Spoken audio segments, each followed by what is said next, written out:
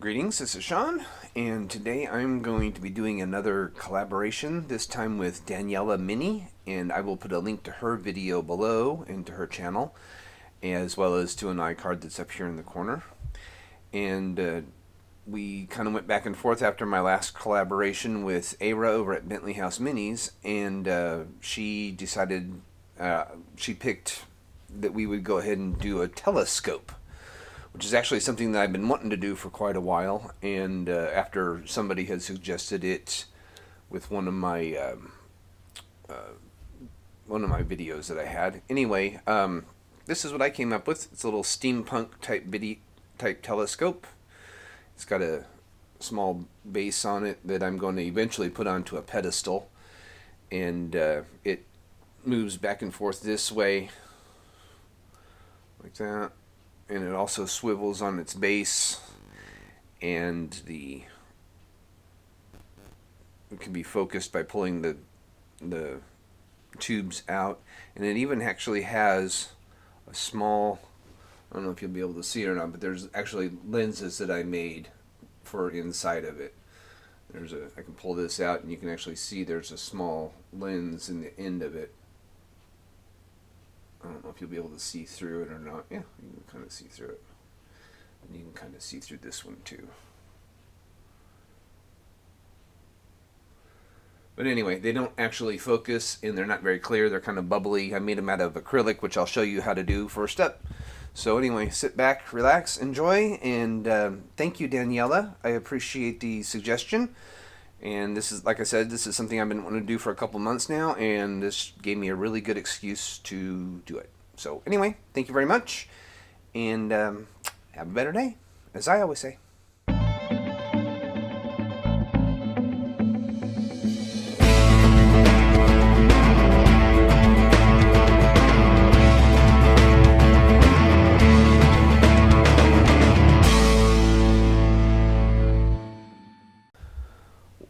Welcome back, and what do you think of my new title that I did? That was for anything I'm going to do Steampunk is going to have that new title.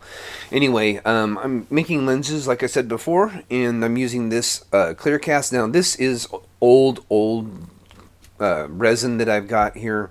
You can tell because the B side is yellow, and the lenses do have a little bit of a yellow tint to it, but I'm just trying to use this stuff up anyway. You mix equal parts by volume to mix it. And I'm just mixing a small amount because I only really need 2 lenses, but I'm going to make several of them, and I made way too much for what I really need. But I made some extra lenses for some bigger projects that I've got in mind for later on. So it's just a matter of mixing these 2 parts together, and oops, I spilled a little bit there. But supposed to mix for about 2 minutes, which I'll speed through this. Obviously, I'm not going to make you sit through me stirring all of this. And then I've found this this mold that you see there, the silicone mold that I'll pour the silicone into, and they're dome shapes, and then some of them are prism shaped as well. But for this one, I'm just going to be using the round dome shapes.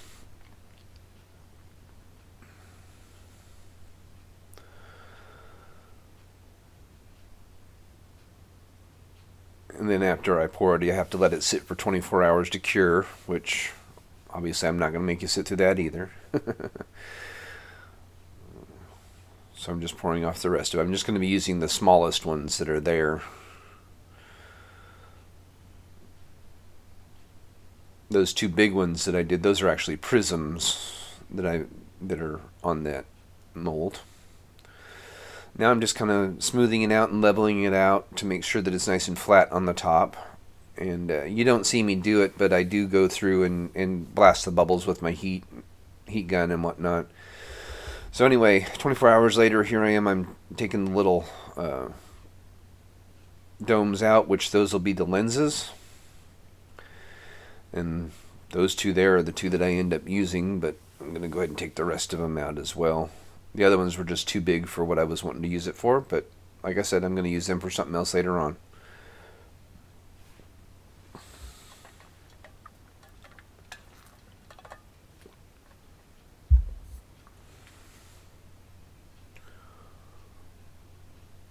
I've got a little container that I'll keep them all in. Now I'm just going through and sorting through them all. I've already cut the tubes out, and I didn't show that, but anyway, so right now I'm just going through trying to figure out which ones will fit the best in them.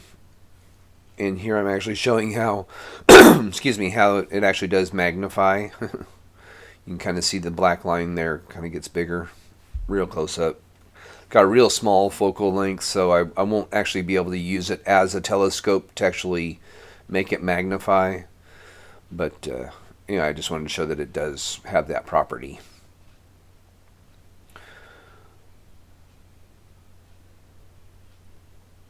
So here I am, like I said, I'm just sorting through them, checking each one, making sure there's not too many bubbles and whatnot. And then actually using 4 tubes here. That one there's the one that will hold the end piece, end lens. And then I have another one that fits inside of it to hold that lens in place. And I'm using that all right there to kind of stretch the brass a little bit so that other tube will fit in a little bit better.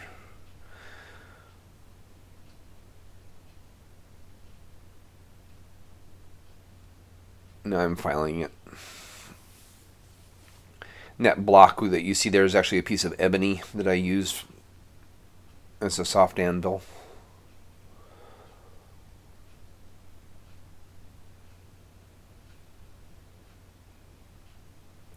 And I debated several times on how I wanted the lenses to actually fit, whether it be flat side out or concave side out, or convex side out.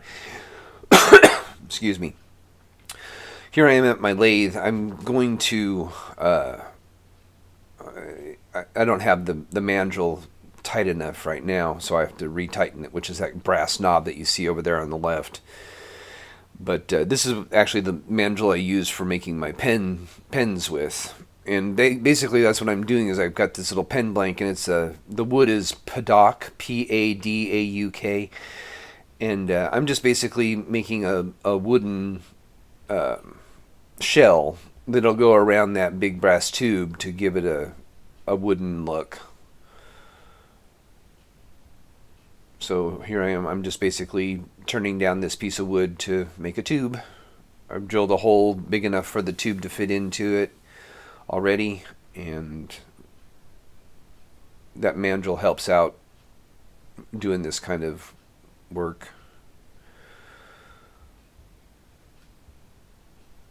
So there I've got it all, and now I'm just basically sanding it nice and smooth, and then I'll put a little bit of wax onto it, which you'll see. I make my own wax. I use candle wax, and then I put Danish oil into it. I melt the candle wax, and then I put Danish oil into the wax to give it a nice shiny, strong finish.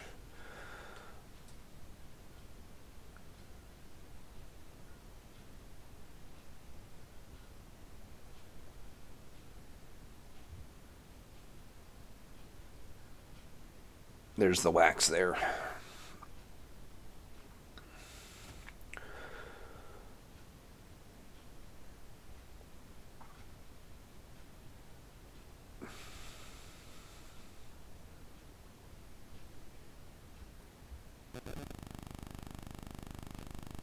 And when I'm rubbing it that many times, I'm trying to generate heat so that it'll actually go down into the wood and melt into the wood. So that's why I was holding it there for so long. So anyway, I've got the tube there that you can see, and the brass tube and the wood tube, obviously. And I'm just basically going to tap that brass tube gently down into the piece of wood so that it'll fit. And there is a little bit of an opening there, which I take advantage of later. I put the lens in that little hollowed out area, and then I take another small piece of brass and tap it down in to hold it in place. Because it was just big, too big. The lens was just big enough to fit in, but I didn't want it to fall out. So I've got one tube will actually go down and push it from the side, from the inside, and then another one will hold it from the outside. So you'll see. I did a lot of debating on how like I said, how I wanted to have these work.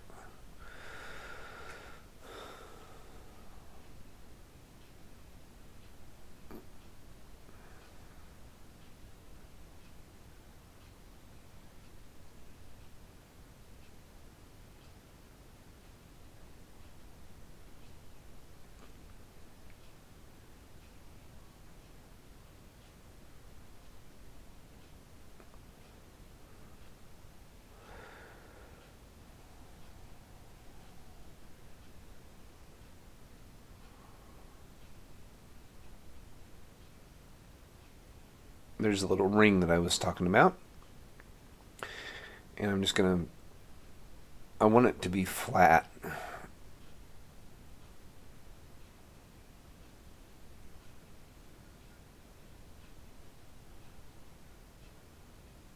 Like that, to where the flat side is facing out instead of the curved side facing out.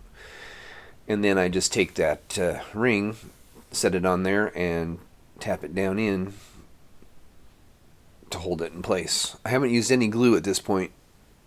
Everything's been nicely friction fitted. The only thing that I have an issue with is the tube that goes into that keeps slipping out. I have no way of making it stay in place. So anyway, what I'm doing here is I'm taking a piece of brass, and I should have made this a little bit narrower, not quite so wide, but it's going to fit around the ends of that wooden tube just for looks, and it kind of acts like a shade, for lack of better terms, for the lens. But it's mainly just for looks. And what I'm doing is I'm taking those are my doming anvils that I'm using to form it around. That one's pretty close in size. It's a little bit big, but I correct that later on.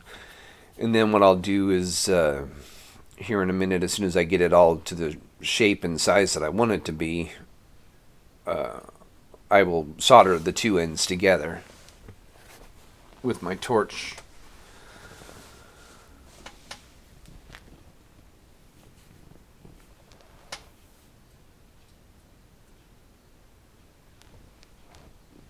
And I make a mistake here of having that anvil in, or not anvil, but I don't know what they call it, because it acts like a heat sink and it ends up not soldering very well. Here I am, I just put some flux on, and I should have clamped it together a little bit better so that it would have, the two ends of the round tube would have been touching, but I missed that. And so as you can see, the solder only blobs on one side. So I end up fixing that problem by taking the anvil out, and that you see there is a solder sucker. It actually pulls the solder out and gets rid of it.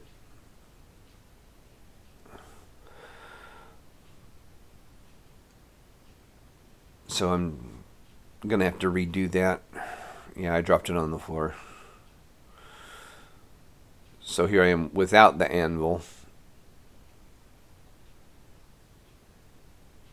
and it works a lot better, as you can see. And I have to make a second one, which I don't show making the second one, but I made it the same way. So here I am now. I'm going to sand off all of the solder to make it nice and smooth. Although I don't do it all because I still want that old steampunkish look, which I'm going for. So I do leave some of it on there. I just wanted to get it a little bit more, get rid of some of the extra solder, basically, is what I'm trying to do.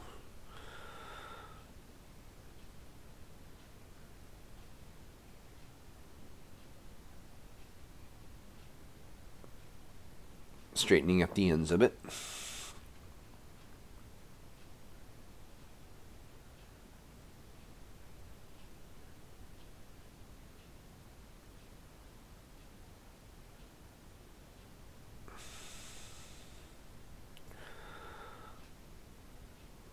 So there's the second one that I made up there, and I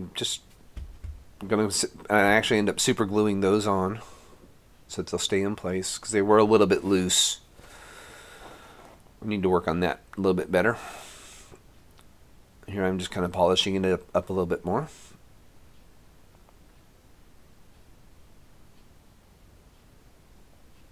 A lot of debating on how I wanted these to look, but it ends up working fine.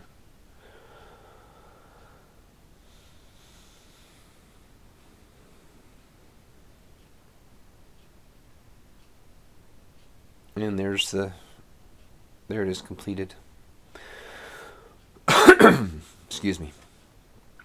What I'm doing there is I'm trying to figure out the balancing point because I'm going to make a little bracket to hold the telescope itself to the stand, and I didn't want the last two pieces to be moving that much, so there's actually, you can see one there, and then there's another one that I end up gluing. I just wanted to kind of get a general idea of where the balance point is when it was partially closed. So, and I probably didn't need to use that much copper on those either, but oh well, too late. So now I'm just gluing those in up to that line that I was making.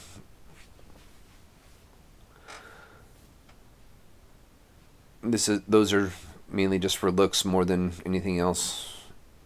And then that whole piece will slide in and out.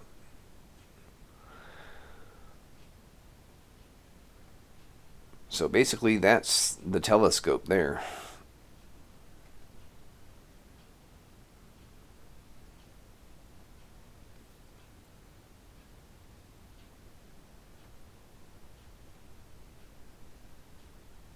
So now I'm just kind of getting rid of some of the scratches and whatnot off of it.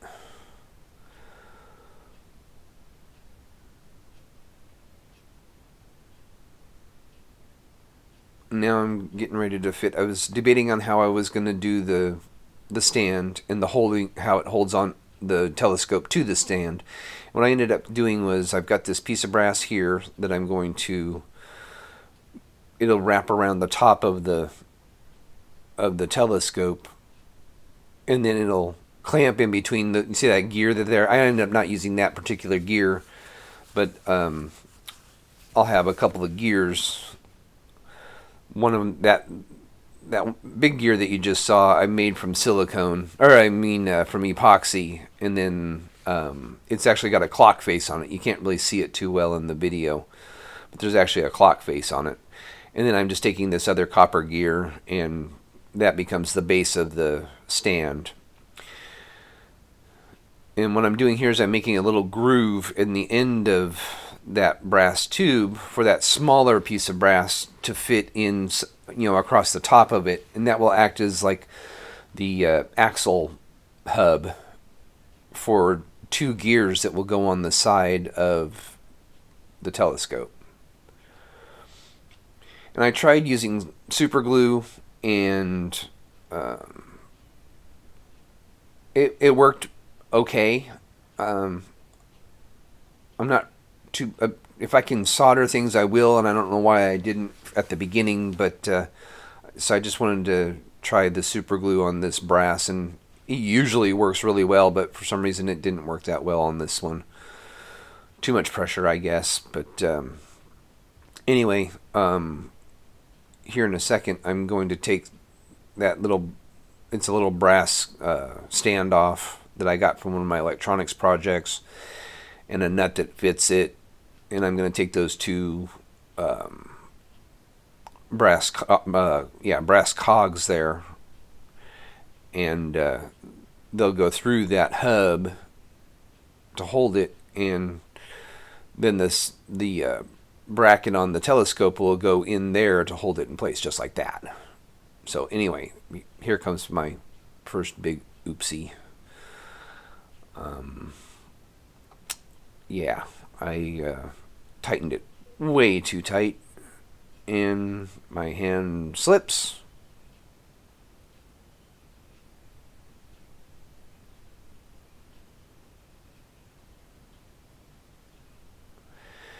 Broke that right off. I was cursing up a storm, which I'm glad I muted that. But anyway,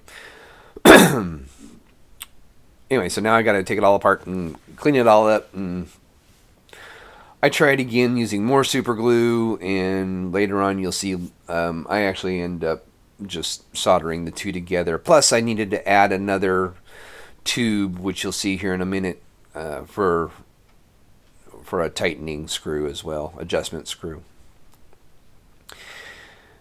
Yep. Don't touch your bottle to accelerator. Your super glue bottle and accelerator do not touch. Oops. Anyway, so here I am. Like I said, tried super gluing again, and it eventually breaks off as well.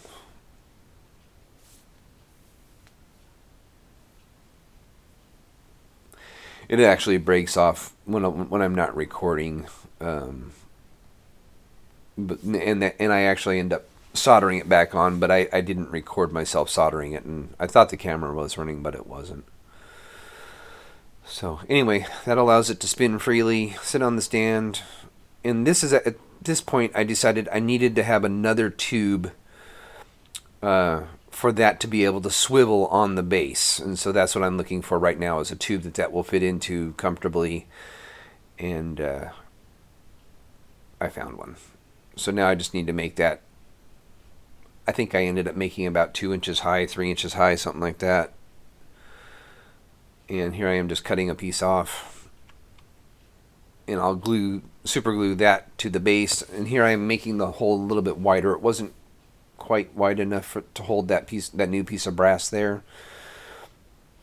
And I didn't want to drill it because of the type of material it's made out of. It would have just split that all apart. So that's why I'm just kind of filing it down.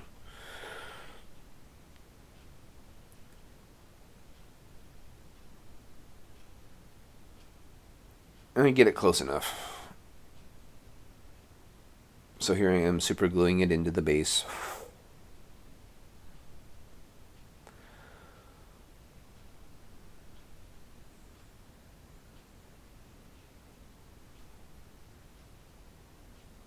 Don't touch your super glue to the accelerator, Sean.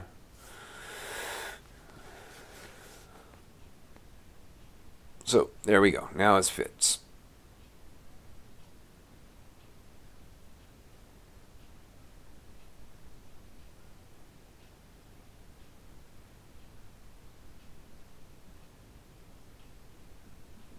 And see how it fell like that? That's at this point that I needed to figure out a way of tightening that so that it would stay at an angle. And there it broke off again.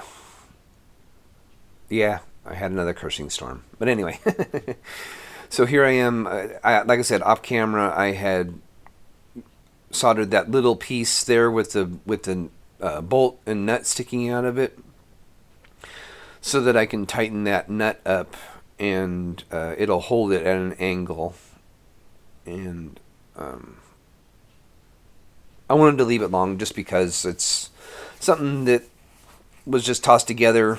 Like I said, this is going in my Steampunk Conservatory, so this is meant to look old and, just thrown together more than anything else.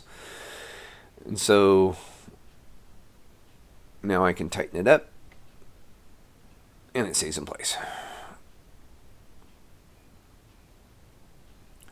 Now what I did is I took that brass strip that I cut out earlier in the video, and I fit it to where, and bent it to where it fits in that groove at the top of the cog, the gear, and I'm just basically tightening it up around the telescope and pinching it in place, and then I'll just super glue everything together.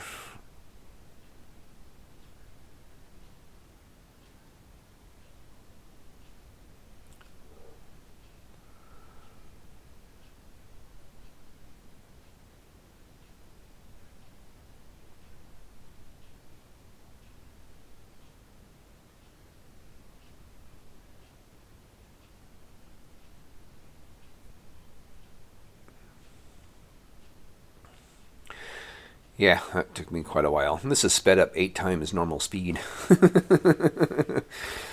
But anyway, I eventually get it. Here I am super gluing it. I got it close enough. super glue, do your work. Anyway, so that is the telescope there on its stand. Pretty happy with how it turned out. More super glue, more super glue.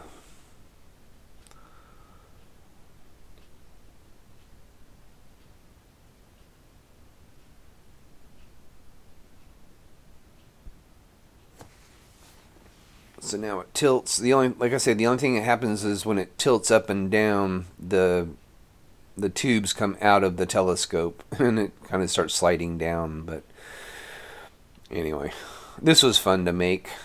Thank you, Daniela Mini, for suggesting the telescope. I had a lot of fun with this one. Like I said, this is something that I've been wanting to do for a couple months now, and this gave me a really good excuse to do it. So I actually had something else in mind for a telescope, but that's another one I'm going to do later on. You'll see. That's going to be my next big project after I get done with the conservatory. So anyway, hope you enjoyed watching this as much as I did making this. I'm going to show you some pictures of the finished one here now. So anyway, happy Halloween. Have a better day, as I always say.